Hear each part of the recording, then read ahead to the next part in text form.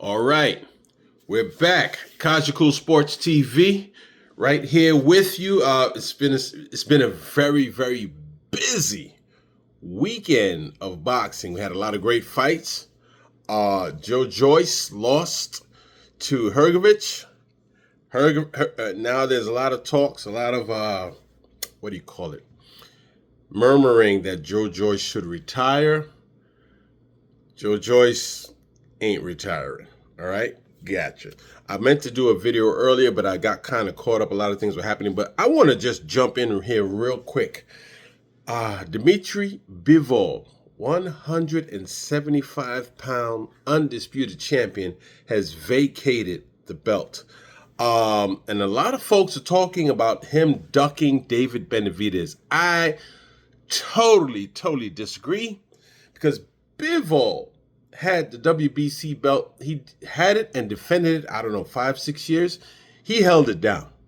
And Bivol is not the kind of fighter to be ducking anybody. What's taking place right now is politics, because Turki Al-Sheikh wants to make the trilogy between Bivol and Beterbiev, which makes total sense, because at the end of the day, Beterbiev is what, 40, 41?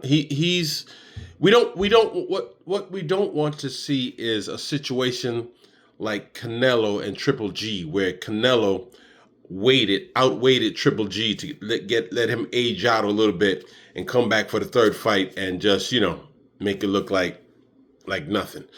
I commend Bivol, because Bivol is going to take that match right away.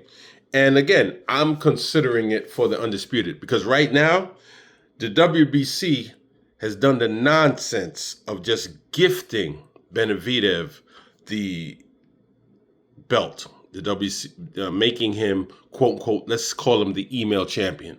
I say that now, no, not a knock against Beterbiev. Against Benavidez, because Benavidez has been working hard. Canelo has ducked him for a number of years. He's been the mandatory. Now he's moved up, and the WBC is doing their nonsense, because they did not strip Canelo. They did nothing. Canelo's the cash cow. Canelo calls all the shots. But now that we finally have a undisputed champion at 175, the WBC now is they're trying to, all of a sudden correct the wrong. Now, all that needed to happen, to be very honest, was for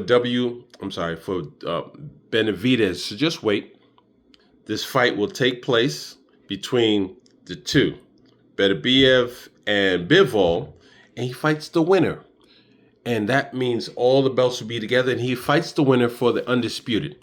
So what we have now is that Bivol has relinquished the belt. He vacated, no piss bid, this, that, or the other.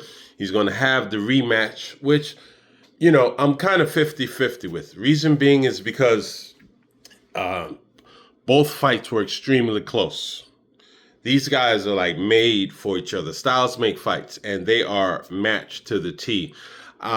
This third fight, barring injuries or anything like that, I think is going to be a mirror match of the previous two.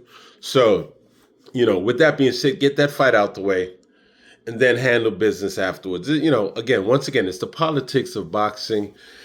We have that, you can never, at the end of the day, their fighters are on the road, and those who are striving to be undisputed in their weight class, they become that. And quickly afterwards, boom, the belts get split up. The only fighter that I know who held all four belts and he was Bernard Hopkins. He defended his middleweight championship for 20 defenses. He held all the belts. He was unified. Boom, he was the man to beat. And so that time has passed. We're here now. We got the politics of boxing once again taking place. But again, it's still some great fights in the makings. Turki Al-Sheikh is, he's doing what he's doing.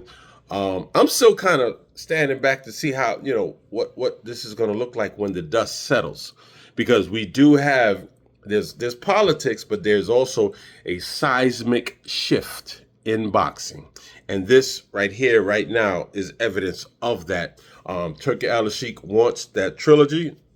He's paying very well, extremely well. And then once again, it's him with the partnership of Dana White, now with the TKO promotions and all that good stuff. Once again, I'm watching from across the street. I want to see how this all unfolds. But I just wanted to chime in here real quick.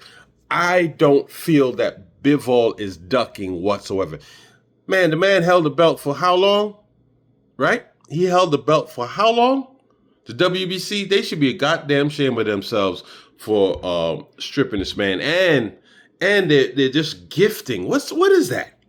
Gifting a contender mandatory. Gifting him the championship? Come on, man. Y'all need to stop that nonsense. Benavidez, no knock against you, because I'm definitely a fan of you. But at the end of the day, you did not win that belt in the ring. This makes no sense. So you're a placeholder right now. In my eyes, that's what you are. You're a placeholder, which is fine. And hopefully, you don't let the politics get in the way. You do fight the winner of the two, and bang, the belts can all come back together. Woo, everybody's happy. Well, listen, that's my take for the moment. I will be chiming back in once again. I got quite a bit to chop it up about regarding boxing, but you're here with Kajicool Sports TV. Oh, before I forget, subscribe, like, also follow me on the other platforms as well. Follow me on Instagram, follow me on Facebook, follow me on TikTok. Kajicool Sports TV. All right, talk to y'all soon.